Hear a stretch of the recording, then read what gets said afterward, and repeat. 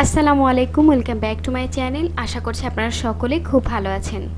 এখন তো বাইরে প্রচণ্ড গরম, আর এই গরমে সারা দিন রোজা রাখার পরে যদি এরকম খুবই সুস্বাদু এবং রিফ্রেশমেন্ট করার জন্য এরকম এক গ্লাস ঠান্ডা ঠান্ডা কলা এবং দুধের শরবত খাওয়া যায়, তাহলে কিন্তু শরীর এবং মন দুটোই চাঙ্গা হয়ে ওঠে। চলুন দেখিয়ে দিচ্ছি আমি আমার আজকের রেসিপিটি।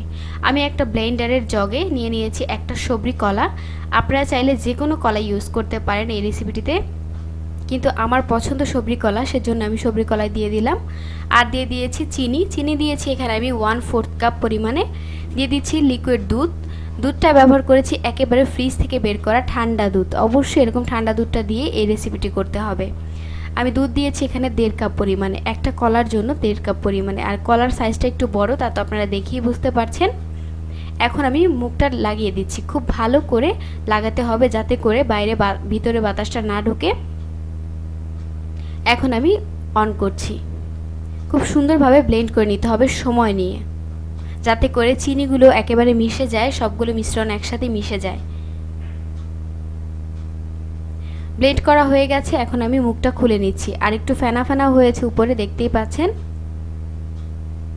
এখন আমি একটা গ্লাসে ঢেলে নিচ্ছি। খুবই ঝটপট তৈরি হয়ে গেছে এই রেসিপিটি।